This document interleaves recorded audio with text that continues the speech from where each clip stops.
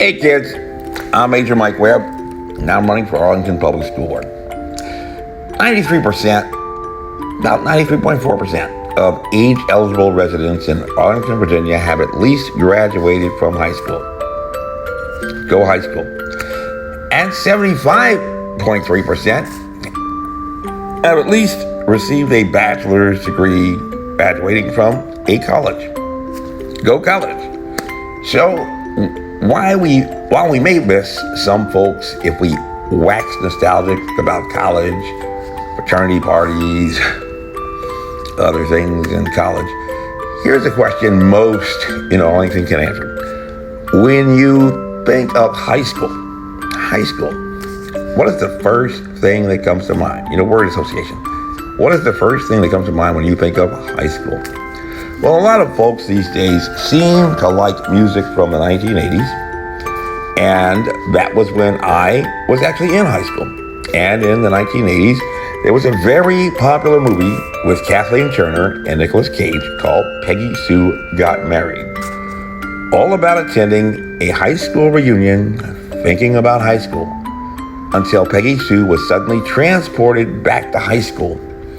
And the very first thought that came to her mind when she was reliving those days of being a teenager again was, if you recall, high school. I hated high school. And maybe you feel or felt the same. Some people, waxing nostalgic about high school, may recall playing a sport and that time that you went to some championship game. And I recall my half-brother who lived down in Richmond, who had the chance to run in the pen relays when he was in high school, with a track team from Lincoln High School. And every year thereafter, until he got so old he could no longer make that trip, that former mile relay runner was back in Philadelphia to cheer for the athletes in track and field, and to think back to that moment when he was on that track too, trying to compete for the grand prize trophies long ago. Bill Cosby, a graduate of Temple University, had a similar experience, and you may recall the time on his sitcom back in the 80s when he actually got the chance to run the mile relay again with his former teammates, and they went out to that old stadium in Philadelphia over by UPenn, got down on that relay track to run that race just like they had years ago when they were young, but maybe a little slower than they used to. And we have a lot of kids, mostly kids of color, who are good athletes in Arlington public high schools. And one day, maybe 20, 30 years from now, maybe you too will be on that track, remembering your days when you were in high school. And if you were on a sports team in high school, you probably have a similar fond memory, unless you attended that unlucky high school that never won any games. But if you weren't on that championship team, at that championship high school, where everyone had school spirit and followed the team's success, more likely than not, in the microcosm society at high school, you were not in the cool kid gang of jocks at your high school, but an outsider. You didn't have a leather sweater. You didn't have the team jacket. And even if your school has a lot of school spirit to cheer on your school team and wear your school colors and maybe even sell boosters at the game, the very thing that may even keep you from returning to that high school reunion today, and that had Peggy Sue so upset about going back to high school, transported in time to be a teenager again, was not those celebrations and happy face moments of school spirit at the pep rallies, but those times after the games that might have even determined where you sat at those sporting events. It was the divisions and the social cliques and attempts to make you feel like an outsider, absentee but in person, like in a recent election. And as many as 63% of Americans, according to the Pew Research Center, seem to agree that a legacy of American chattel slavery, that thing that John Calhoun of South Carolina had called our peculiar institution, if you recall that as a part of your high school class in American history, continues to have an adverse effect on the descendants of former slaves who make up only 9.7% of the over 29,000 kids attending Arlington Public Schools.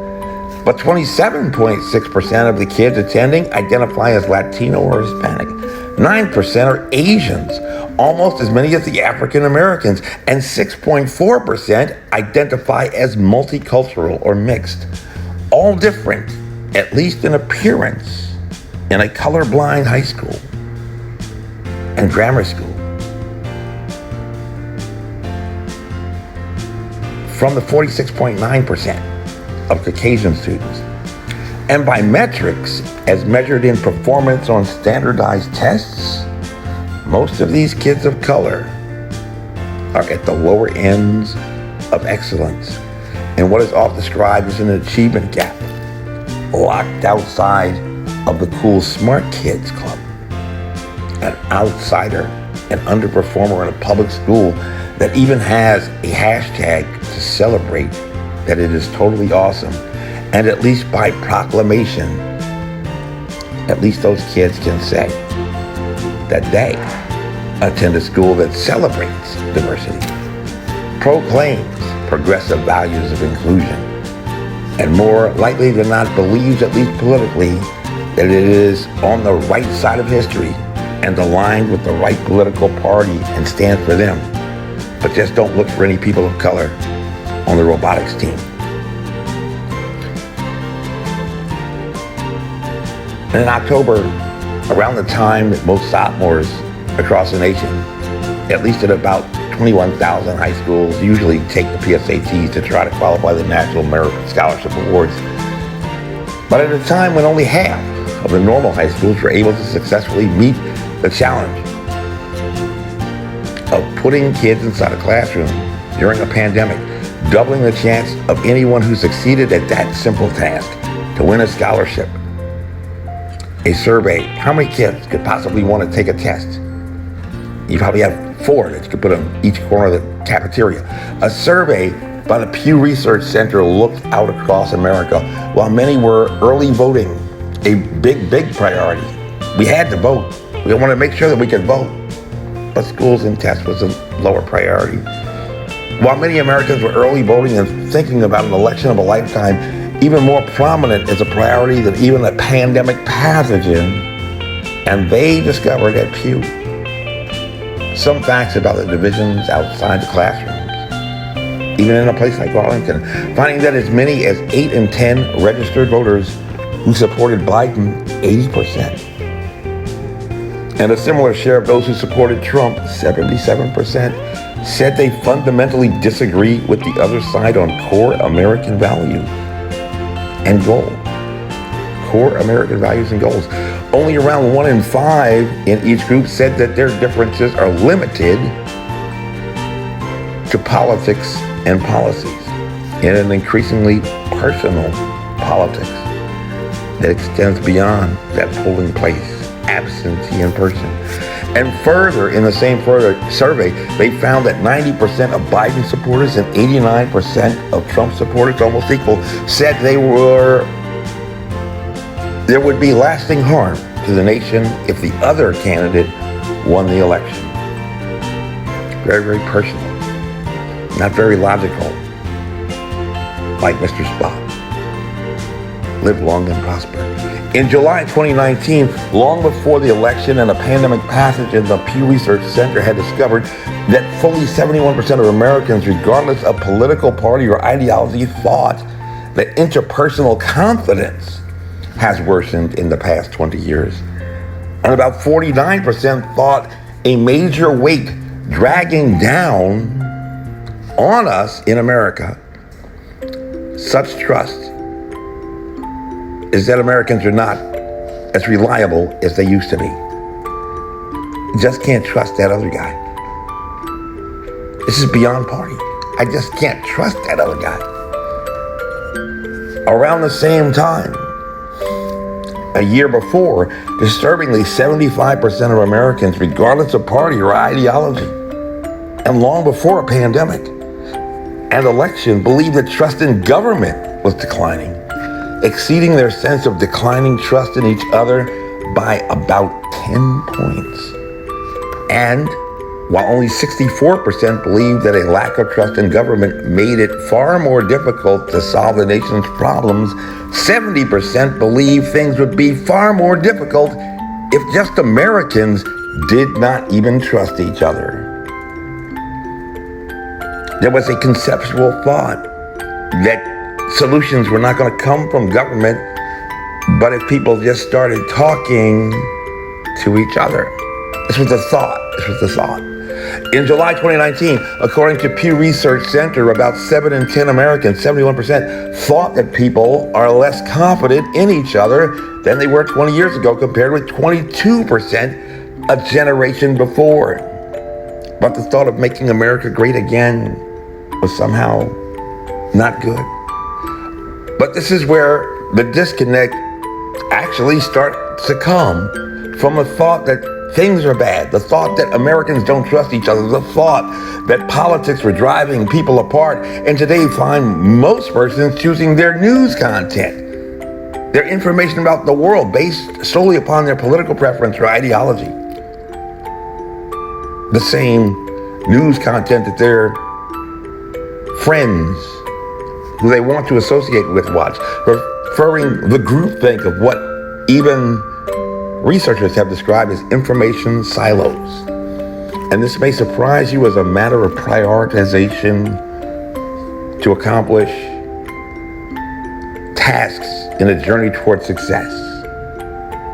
In terms of being able to put together certain facts and analyze and come up with a solution, especially in a time where we have a pandemic pathogen that we can't seem to come to grips with and put the different facts together. Just a quarter, 25%, believed at that time that Americans' level of confidence in each other was a very big problem. They knew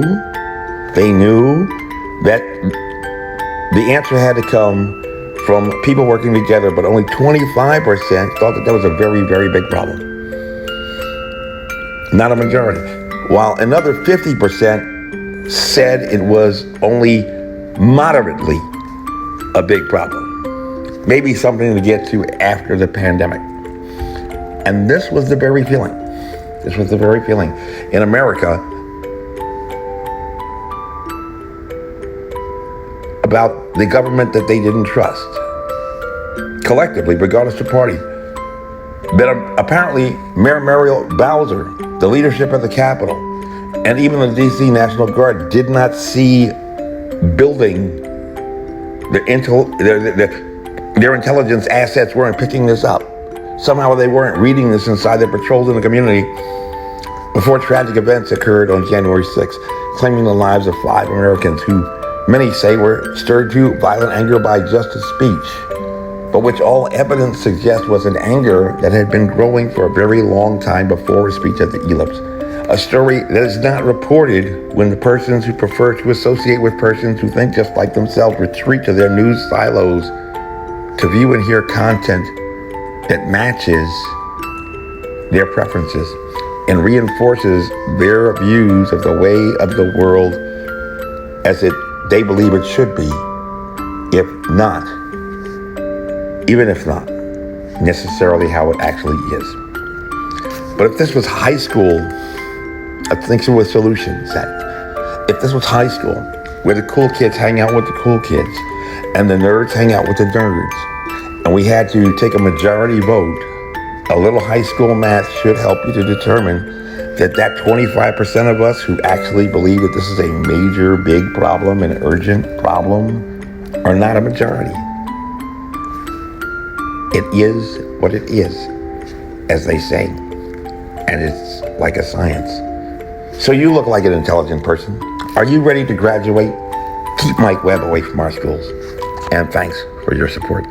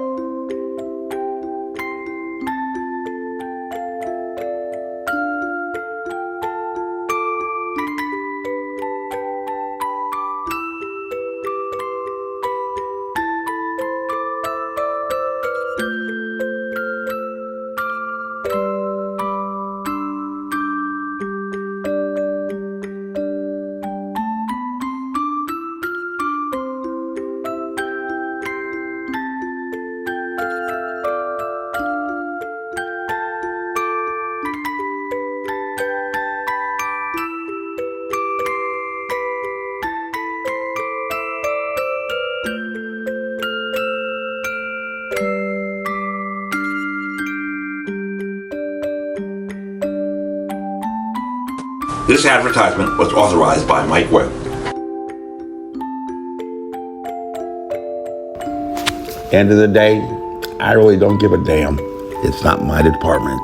Honest. And y'all come back now. Here.